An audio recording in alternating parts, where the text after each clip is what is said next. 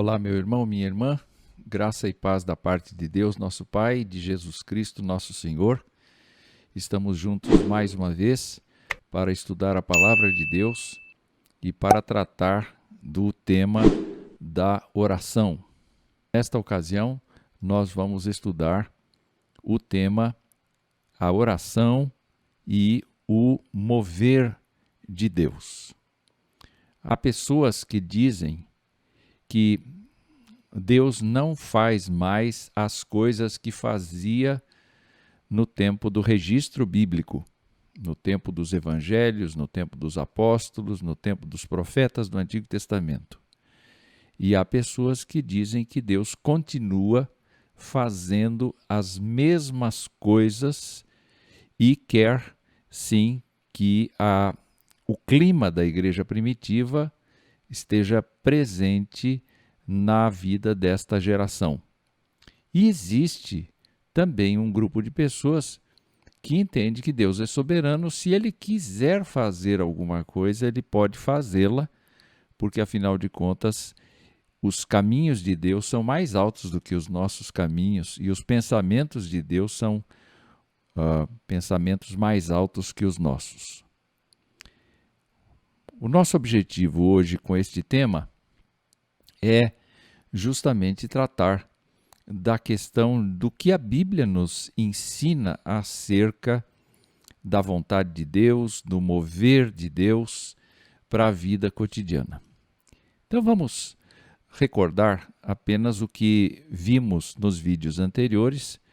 No primeiro vídeo falamos da prática da oração e falamos justamente da questão de súplicas, orações, intercessões e ações de graças como componentes de uma mesma oração e de uma mesma prática de comunhão com Deus. No segundo vídeo nós vimos sobre a oração e a cura e meditamos sobre Tiago capítulo 5, que nos levou a compreender que a cura, antes de tudo, tem a sua razão na vontade de Deus.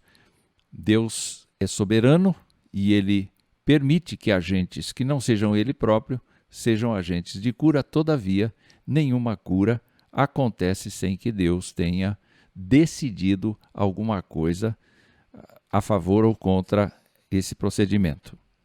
E no terceiro vídeo, no vídeo anterior, nós vimos a necessidade da maturidade na oração, a oração e seu amadurecimento. Então, do mesmo modo como nós crescemos e nos tornamos responsáveis por decisões, passamos a sustentar nossas famílias, a vivenciar relacionamentos de comunhão familiar, a oração também deve ter o seu processo de maturação na vida cristã. Naturalmente, nós temos que saber que muita gente tem um posicionamento acerca de Deus que é diferenciado e eu gostaria de tocar nesse assunto agora. Nós temos uma corrente chamada ateísmo que diz que Deus ou deuses não existem. Definitivamente a pessoa nega a existência do Deus de Israel ou de qualquer outra divindade, e isso se chama ateísmo positivo. Ou então, a pessoa não acredita na existência de divindades conhecidas. Pode ser que haja algum Deus, mas não afirma claramente que esse Deus não exista. Isso poderia ser considerado, definido como o ateísmo negativo. Mas existe um outro grupo de pessoas que é agnóstica. E dentro desse grupo, a afirmação seria mais ou menos esta: é impossível saber se Deus ou deuses existem, que seria o agnosticismo forte. Ou a pessoa pode acreditar que a resposta pode ser descoberta, mas atualmente não se conhece essa resposta. Talvez Deus exista. Agnosticismo fraco é o nome deste posicionamento. Mas existem pessoas que também foram levadas a acreditar que Deus existe E Deus criou o universo com tudo que está nele e está deixando que tudo siga seu curso natural, sem qualquer outra intervenção da sua parte. Isto significa que Deus nos colocou aqui e nós temos que viver pelo nosso próprio arbítrio, pelas nossas próprias decisões. E Ele mesmo é totalmente outro, totalmente fora do relacionamento conosco, embora exista, não intervém. E nós temos ainda uma posição que surgiu há alguns anos atrás, que insiste na ideia de que Deus existe sim, mas Ele não é onipotente nem onisciente, Ele não sabe o que vai acontecer no futuro, Ele se arrepende de suas decisões, especialmente daquelas que não deram certo, como ter criado o homem, e não pode impedir as catástrofes naturais do mundo que um dia Ele próprio criou. O futuro, portanto, está aberto e é formatado pelas decisões livres dos seres humanos, as quais Deus respeita e às quais Ele se adapta. Ou seja, Deus age eventualmente por presciência. Deus age eventualmente desejando que os seus filhos tomem o caminho certo. O futuro está muito mais nas nossas ações humanas do que propriamente nas ações do Senhor. Ele é sempre bondoso e caridoso e certamente dará um jeito. Claro que nós não encontramos nada disso na Bíblia. A Bíblia não se preocupa em afirmar se Deus existe ou não. Ela simplesmente afirma que Deus existe e que Deus criou todas as coisas. A Epístola aos Hebreus nos ensina que é necessário que aquele que se aproxima de Deus creia que Ele existe e que é galardoador daqueles que o temem. Muito bem. Vamos ver aqui, então, como é que a Bíblia se pronuncia a respeito de Deus. Se Ele é indiferente, se Ele não conhece o futuro, ou se Ele não pode ser conhecido. Em primeiro lugar, a Bíblia aponta que Deus governa o universo. A Bíblia também aponta que Deus governa o mundo físico. A Bíblia aponta que Deus cuida da criação toda, de todos os seres que existem na natureza. A Bíblia aponta que Deus dirige, coordena, supervisiona os negócios das nações. A Bíblia também nos diz que Deus cuida, controla o nascimento do ser humano e a sua sorte na vida. Fala ainda a Escritura que Deus está presente nas vitórias e fracassos que sobrevêm às vidas dos homens. Ainda, Deus está atuando nas coisas que aparentemente parecem acidentais ou são insignificantes. Enquanto nós estamos aqui, muita coisa está acontecendo ao nosso redor e, no entanto, Deus está governando cada uma destas coisas. Isso é maravilhoso e grandioso. Mas nós vemos também uma graça especial em relação aos salvos, porque a Bíblia fala que Deus governa protegendo os justos, suprindo as necessidades do povo de Deus e respondendo orações. E, finalmente, Deus vai desmascarar e castigar todo aquele que for rebelde contra Ele e não portar o nome de Jesus Cristo como seu Senhor e Salvador no dia do juízo. É importante para a gente, então, pensar aqui naquilo que Deus revelou. Quando Deus levantou Ciro para libertar o povo de Israel, Isaías profetizou assim: Por amor do meu servo Jacó e de Israel, meu escolhido, eu o chamei pelo seu nome, está falando de Ciro, e lhe dei um título de honra, quer dizer, alçou Ciro ao poder e o fez vitorioso sobre os babilônios, mesmo que você não me conheça. É muito interessante nós sabermos que Deus está se movendo mesmo entre as pessoas que não o conhecem. Outra sorte, nós não teríamos pessoas evangelizadas e pessoas convertidas de todos os cantos da terra. É porque Deus se utiliza dos humanos, é verdade, mas Deus se revela a pessoas que não o conhecem e a partir daí as pessoas passam a vivenciar uma experiência com Ele. Diz o texto ainda, eu sou o Senhor e não há outro. Além de mim não há Deus. Ou seja, o Senhor está dizendo que não há deuses, não há outras pessoas do porte dele que sejam dignas da adoração e da confiança como ele. E diz a Ciro, eu o cingirei mesmo que você não me conheça, para que se saiba, desde o nascente do sol até o poente, que além de mim não há outro. Eu sou o Senhor e não há outro. E é interessante observar agora. Eu formo a luz e crio as trevas. Promovo a paz e crio os conflitos. Eu, o Senhor, faço todas estas coisas.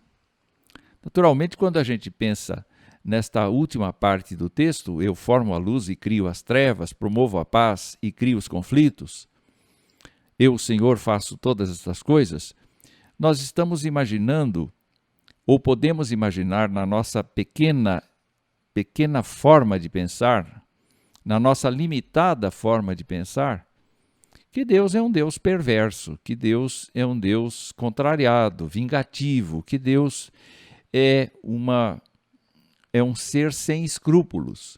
E, na verdade, nós vamos entender que Deus não age sem um plano, Deus não age sem um propósito, Deus não faz qualquer coisa, seja por meio do nosso pedido, seja por iniciativa pessoal dele, que seja contrário à sua expressa vontade.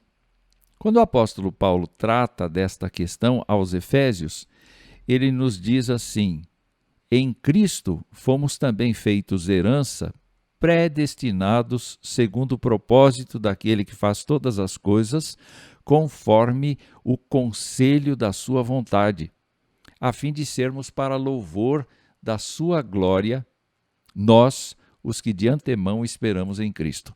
O que o texto nos mostra aqui é que há um conselho da sua vontade. E nós podemos sim entender que o Pai, o Filho, o Espírito Santo de Deus, reveladas, as pessoas reveladas de Deus, são pessoas que tratam dos assuntos, do propósito, do plano, do projeto divino. E é certo que cada pessoa da Trindade trabalha dentro de um ângulo para que este projeto, esse processo todo aconteça, se verifique. Mas nós temos sim o objetivo final de Deus, que é que aqueles que de antemão esperam em Cristo sejam para louvor da sua glória. Em Cristo nós fomos feitos herança. E o nosso caminho está delineado para que nós sejamos justamente estes adoradores para louvor da sua glória. A Bíblia fala que Deus se arrepende. A Bíblia fala que Deus se arrepende e eu achei importante, eu achei necessário nós tocarmos neste assunto. Ora, se Deus tem um plano, se Deus tem um projeto, se Deus é onipotente, se Deus tem tanta atividade como nós vimos, se Deus é perfeito, o que significa exatamente que Deus se arrepende? Será que ele volta atrás? Será que ele considera que as ações que ele mesmo tomou dentro do conselho da sua vontade excelsa são coisas que ele errou? Na verdade, não. Observe uma coisa interessante. Existe uma palavra no hebraico, que você está vendo aí, shub, que significa girar ou retornar. E é interessante que o Antigo Testamento aplica, geralmente aplica aos homens. E isto quer dizer tornar do pecado para voltar-se para Deus de todo o coração, alma e forças. Observe que há muitas citações aí bíblicas mostrando que os seres humanos, ao se arrependerem, giram ou retornam. Se nós formos para a língua grega, nós vamos nos lembrar da palavra metanoia, que significa mudança de mente. Juntando os dois conceitos, a conversão, de certa maneira, é um processo de arrependimento, é um processo de reconhecimento do pecado, é um processo de confiança na providência divina por meio de Jesus Cristo na cruz do Calvário, mas ao mesmo tempo é uma disposição nova de viver de maneira diferente, deixando aquela direção de fracasso, de rebeldia, de pecado, para uma direção de submissão, de obediência, de confiança na providência divina. Aqui tem o mesmo sentido. Entretanto, quando se fala do arrependimento de Deus, há outra palavra empregada. Note que foram duas palavras, não é? Shub e agora Naham. Entretanto, uma delas só é aplicada a homens e a outra é aplicada a Deus. Então vamos lá à definição. Essa palavra é empregada quando o arrependimento é atribuído a Deus, quer na direção do julgamento ou da misericórdia. Há uma referência à alteração que tem lugar em suas relações para com os homens. Em outras palavras, Deus está dizendo para o homem: olhe, de toda a árvore do jardim comerás livremente, mas da árvore do conhecimento e do bem e do mal não comerás. E agora vem a parte importante, porque no dia em que dela comerdes, certamente morrereis. O que acontece enquanto o ser humano decide evitar a árvore do conhecimento do bem e do mal? Como é que Deus age com ele? Deus age com bondade. Deus aparece na viração do dia.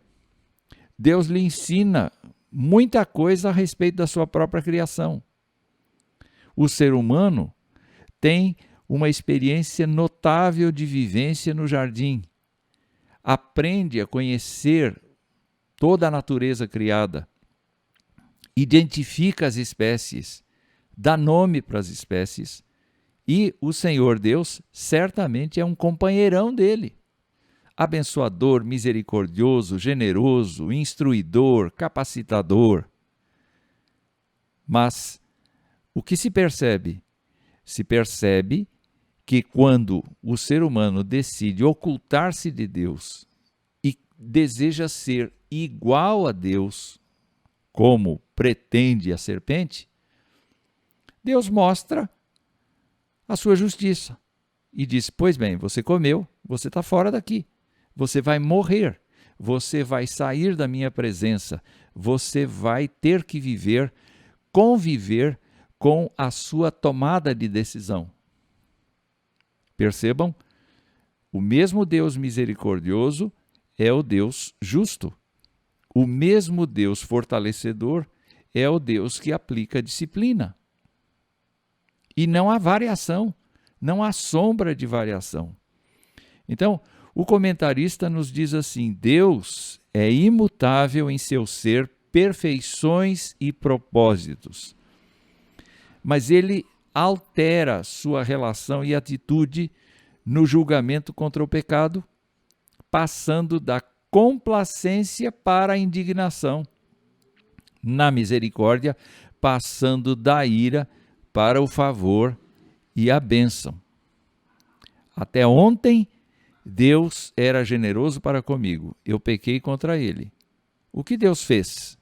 Deus agiu com misericórdia, mas Deus aplicou sua justiça sobre mim. Ele não virou mal. Ele continuou bom, mas ele exerceu todos os aspectos da sua personalidade.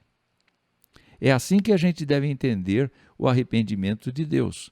Quando Deus olha para o ser humano e o vê pecador, o seu coração lastima demais. A dor do coração de Deus é muito grande.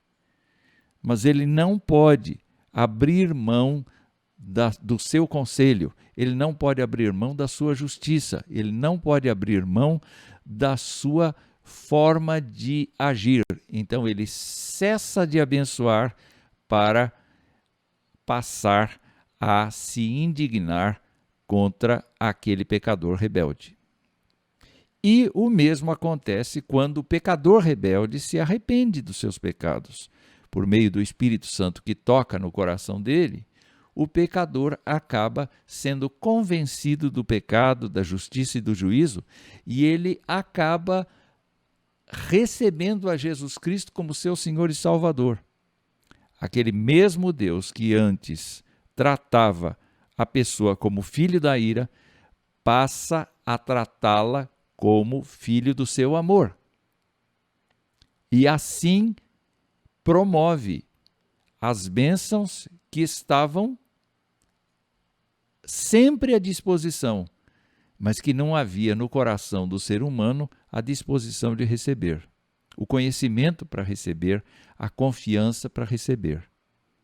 Então, quando se diz Deus se arrepende, Deus cessa de fazer o que estava fazendo e a sua atitude continua a mesma, graças à sua santidade, à sua justiça, à sua pureza.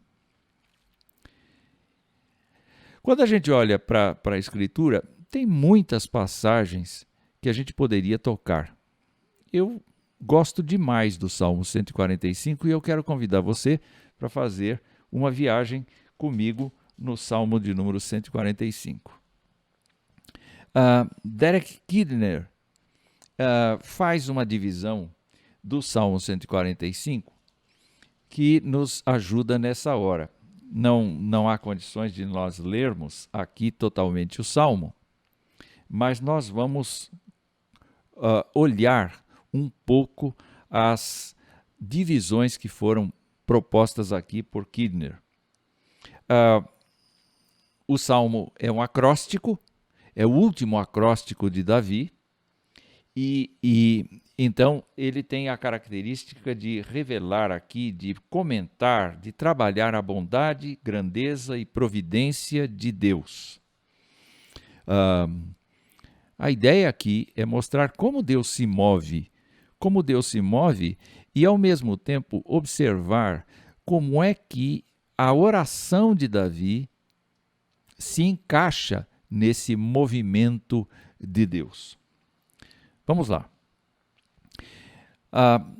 Do primeiro versículo ao terceiro, há uma doxologia de abertura e Davi se gloria na grandeza de Deus e na sua providência, dizendo que todos os dias vai bendizer e louvar o nome do Senhor, porque Ele é grande, Ele é digno de ser louvado, a sua grandeza não dá para se sondar.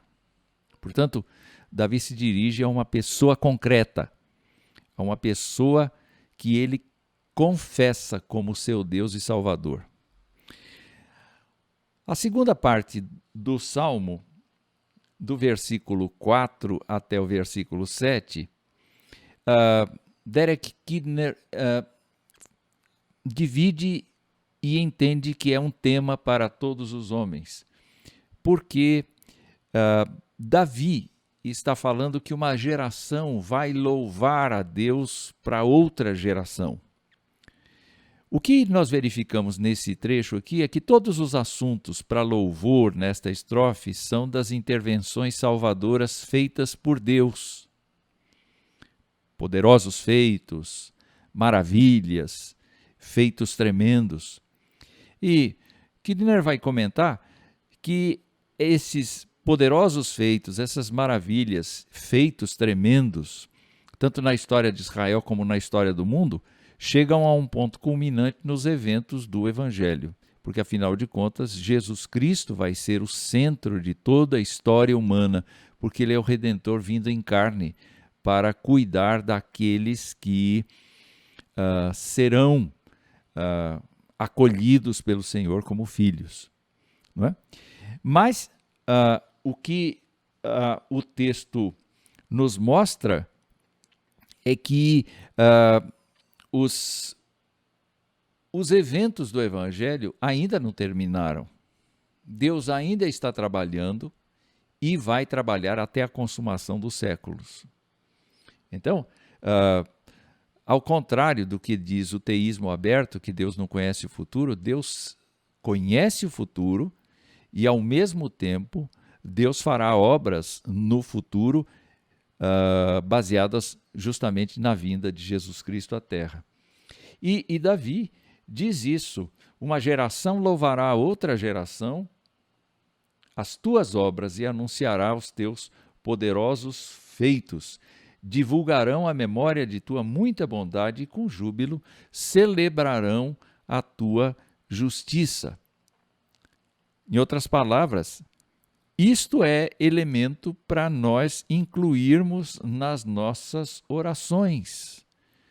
Comentarmos com o Senhor os feitos poderosos que Ele fez, que estão narrados nas Escrituras. Dizer, ó Deus, eu te louvo, porque o Senhor, no meio de tanta confusão em Israel, manteve uma ascendência para que Jesus Cristo viesse à terra. Muito obrigado, Senhor, pela vida daqueles homens e mulheres do passado que confiaram na Tua providência, que aceitaram a Jesus Cristo como uma promessa. Muito obrigado pelos apóstolos que deram a sua vida. Quer dizer, esses elementos demonstram que Deus estava ali e que Deus está aqui.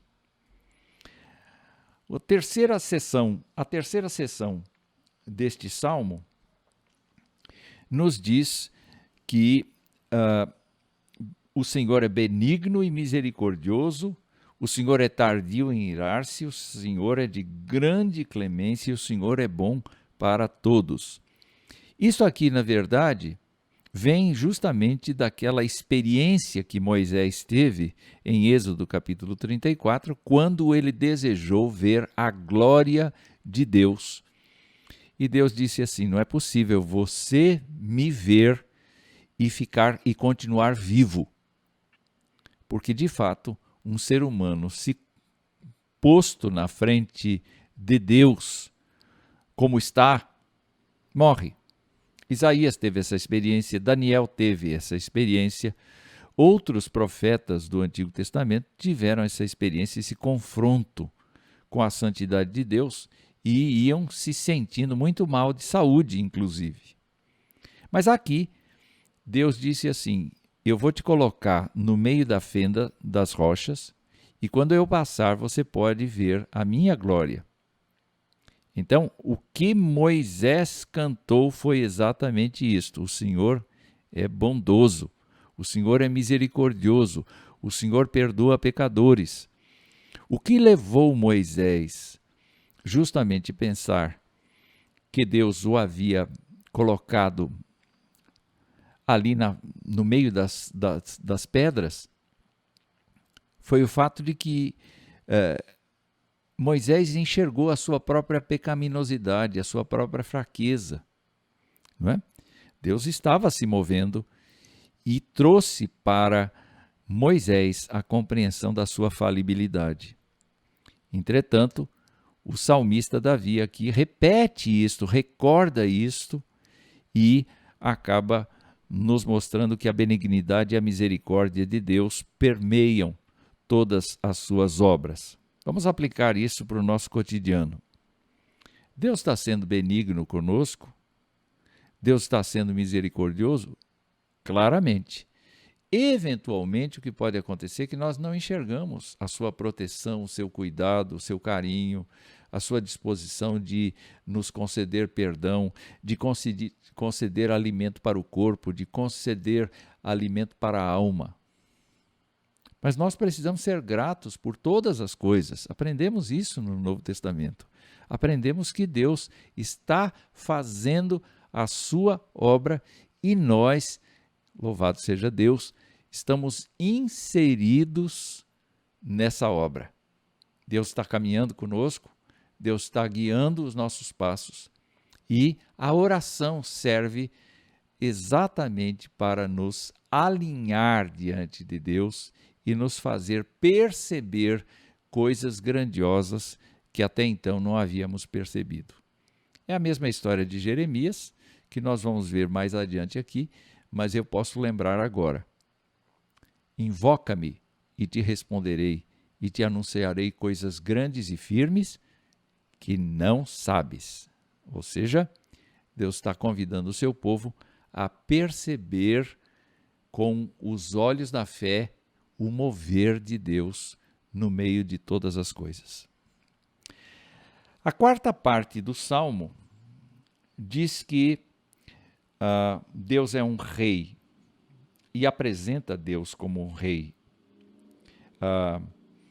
E nos diz que todas as obras do Senhor renderão graças a Ele, os santos o bendirão, confessarão o seu poder, testemunharão a glória da majestade do reino de Deus.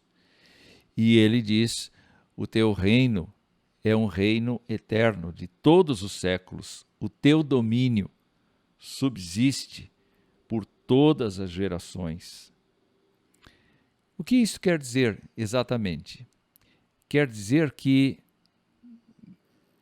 o crente consegue enxergar que Deus está governando todas as coisas. E a oração do crente é justamente para se encaixar dentro deste processo de governo do Senhor na vida do mundo. Vamos nos lembrar que quando Jesus Cristo intercedeu em favor dos seus discípulos em João 17, ele insistiu com o Pai no sentido de que o Pai cuidasse dos seus discípulos e que eles tivessem uma comunhão tão intensa uns com os outros e com Jesus, do mesmo jeito que Jesus tinha com o Pai. A oração é o mecanismo pelo qual nós acabamos recebendo a direção, a instrução e, eventualmente, a intervenção, seja por milagres, seja por situações que o próprio Deus permite, não é?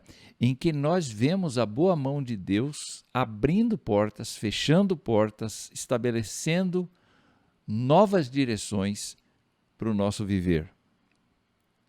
Deus é o nosso rei. A quinta seção fala de Deus como provedor, e esta parte aqui é uma parte mais extensa, mas é muito interessante nós observarmos que Deus é aquele que é chamado por Davi de fiel em todas as suas palavras, santo em suas obras, justo em todos os caminhos e benigno em todas as boas obras. Quando Deus se move dentro destas perspectivas, da sua fidelidade, da sua santidade, da sua justiça e da sua benignidade. Deus está se movendo sempre assim. Deus não está fazendo o que a gente quer, Deus está fazendo o que Ele quer. E nesse sentido, então nós vemos aqui uma breve divisão que Kidner nos propõe desse trecho, que é a seguinte, é que Deus socorre. No verso 14 diz, o Senhor sustém os vacilantes, os que vacilam. Ele apruma todos os prostrados. Esse é um mover de Deus importante. Deus dá um novo rumo à nossa vida. Deus conserta as coisas. Deus fortalece os fracos. Deus ampara. E nos versículos adiante, Deus alimenta todas as criaturas, não é? Todos esperam a seu tempo que lhes des o alimento, abres a mão e satisfazes de benevolência todo vivente. Você diz assim, mas há tanta fome no mundo, há tanta desigualdade, mas a desigualdade não é promovida pelo Senhor. A desigualdade é produzida pelo pecado humano, pela injustiça humana, pela forma como os humanos se comportam um em relação ao outro. Não adianta ter uma ética e uma retórica quando na prática nós desprezamos os outros e nós tratamos os outros com diferença, quando na verdade Deus não trata ninguém com diferença, Ele não faz diferença, porque Ele faz chover sobre bons e maus. Mas o texto ainda nos mostra que o Senhor está perto de todos os que o invocam. É maravilhoso saber, e a condição aqui é de todos os que o invocam em verdade, não é? E diz o texto aqui, ele acode à vontade dos que o temem. Será que Deus se move na nossa direção quando nós oramos a Ele? O texto bíblico está nos ajudando, sim. E devemos compreender que Deus trabalha a favor daqueles que querem conhecer e querem vivenciar a sua vontade. Por último, Davi aponta que o Senhor guarda a todos os que o amam.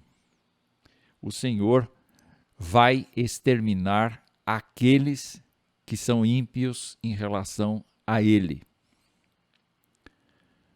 Então, no mover de Deus, eventualmente nós podemos não perceber que Deus está agindo a nosso favor em todo o tempo. Jesus Cristo, nosso Senhor, está intercedendo com orações por todos os salvos.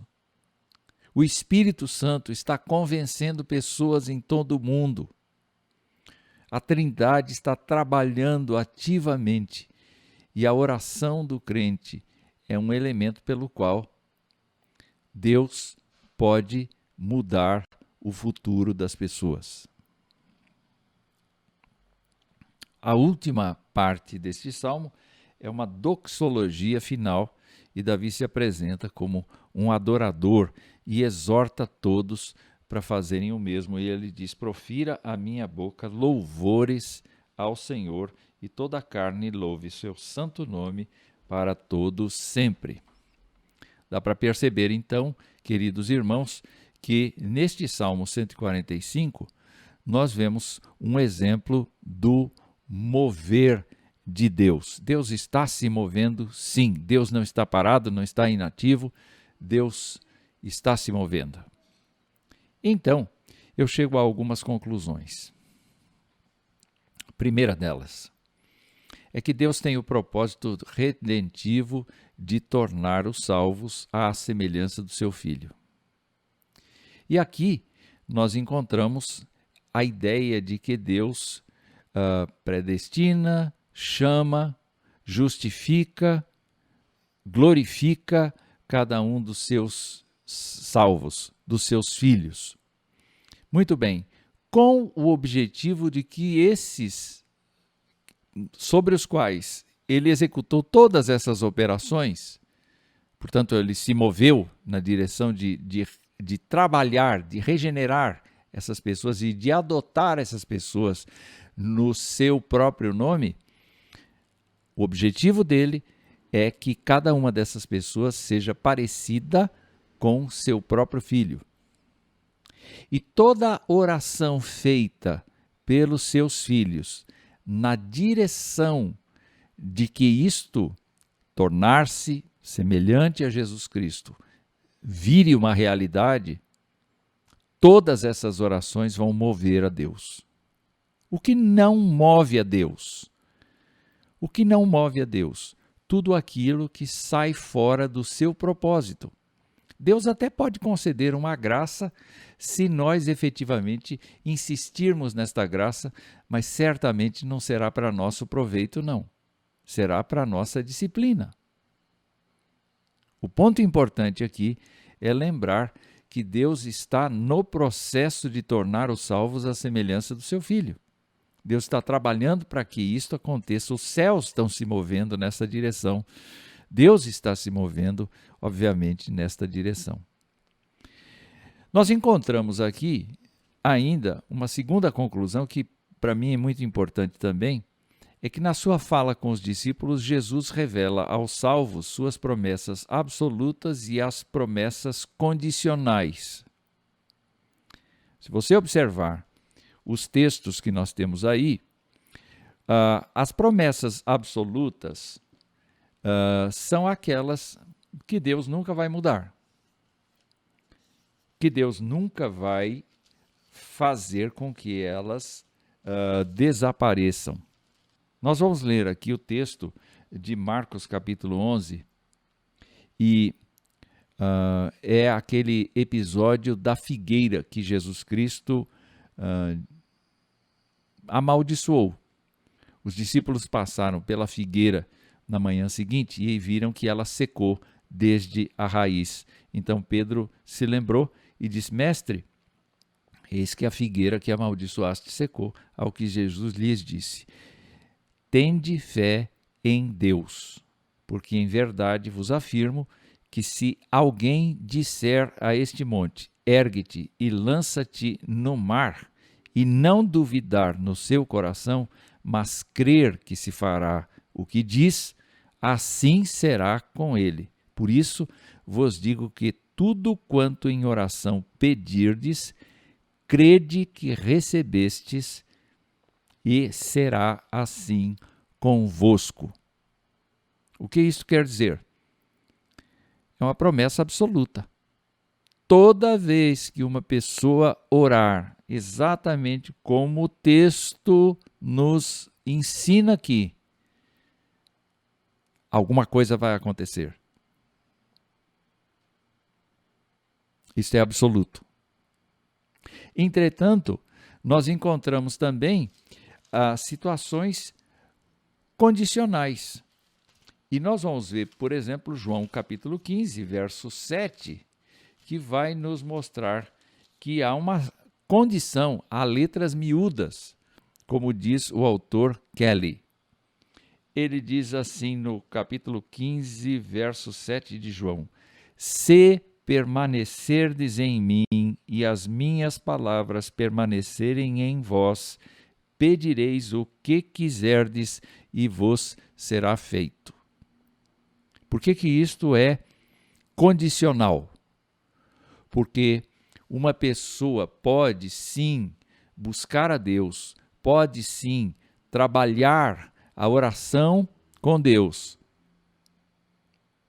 mas é necessário que ela esteja permanente em Jesus Cristo. E quando ela está permanente em Jesus Cristo, quando ela está vivenciando aquilo que passa pelo coração de Jesus, ela não vai pedir coisa tola, ela não vai pedir coisa que a exalte, ela não vai pedir para a sua vantagem, mas ela vai pedir para a glória de Deus. Ela vai se adequar ao perfil de Deus e assim será atendida. Pode ser que Deus atenda imediatamente, pode ser que Deus atenda dali a pouco, pode ser que Deus negue. O importante aqui é que na promessa absoluta a regra está estabelecida e na promessa condicional também a regra está estabelecida. Qualquer pessoa que quer ver o mover de Deus precisa estar ajustado a Deus. É importante para nós lembrarmos disso. Queridos, quando nós oramos e queremos uma determinada graça para nós temos que fazer um exame muito sincero, muito honesto, muito intenso a respeito da nossa caminhada, para podermos entender aquilo que Deus está querendo nos revelar. A terceira lição é que a oração, então, é um instrumento dado por Deus para promover o alinhamento dos salvos à pessoa de Jesus Cristo. Deus não muda. Deus mostra realidades que nós ainda não conhecemos. E eu gosto muito da passagem em que o apóstolo Paulo fala que a suficiência, a força da nossa pregação ou da pregação do Evangelho não vem da nossa capacidade humana, mas vem da graça do Senhor. E ele diz aqui em 1 Coríntios capítulo 2, o que nem olhos viram, nem ouvidos ouviram, nem jamais penetrou em coração humano, é o que Deus tem preparado para aqueles que o amam, e Deus no-lo revelou pelo Espírito, porque o Espírito a todas as coisas perscruta até mesmo as profundezas de Deus. Nós vimos que Deus está se movendo, que Deus está conduzindo os seus filhos à semelhança do seu Filho unigênito, Jesus Cristo. Nós vimos que a oração não muda o coração de Deus, mas muda o nosso, porque nos alinha segundo a pessoa de Jesus Cristo. E pela oração, pela leitura da palavra, claro, mas também pela oração, Deus desvenda os nossos olhos para que nós contemplemos as maravilhas da sua graça. A quarta lição que temos daqui é que a oração deve se moldar às Escrituras e ser perseverante. Nós encontramos neste texto de Lucas 11 a história do amigo importuno que foi procurar o seu amigo à meia-noite para obter dele algum alimento, alguma coisa necessária para receber um hóspede. E nós sabemos que o que prevaleceu ali foi a perseverança deste amigo chamado amigo importuno. Ele insistiu até que o outro se levantou e trouxe para ele as coisas que ele necessitava. A Bíblia nos encoraja a irmos a Deus com fé. A Bíblia nos encoraja a pedir a Deus sabedoria para as coisas que nós não entendemos. Tiago falou disso, dizendo que se nos falta sabedoria, vamos pedir a Deus que nos dá com liberalidade, mas é necessário pedir com fé. E é necessário ser perseverantes nessa oração. Então, se Deus coloca no seu coração um motivo que é considerado importante,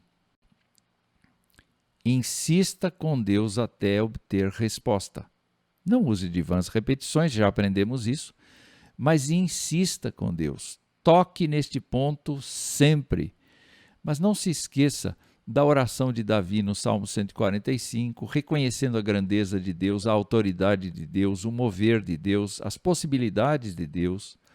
Se apresente como aquela pessoa que quer ser parecida com Jesus Cristo. Não há negócios, não há palavras fúteis que Deus leve em consideração. É necessário que para que Deus mova e mostre esse movimento, nós tenhamos na nossa oração uma oração em que nós sejamos absolutamente sinceros, moldados às Escrituras, perseverantes e certamente Deus fará aquilo que lhe apraz Deus nos abençoará, Deus responderá às nossas orações e se moverá na nossa direção, assim como está se movendo em toda a história humana e está preparando todas as coisas para que elas sejam convergidas em Jesus Cristo na sua volta. Meu desejo é que Deus abençoe a sua vida, que você creia que Deus está se movendo, mesmo nas pequeninas coisas, e que Deus pode utilizar a sua oração para manifestar feitos tremendos, maravilhas, segundo a sua graça, segundo a sua misericórdia, segundo a sua vontade. Que o Senhor te abençoe e te guarde.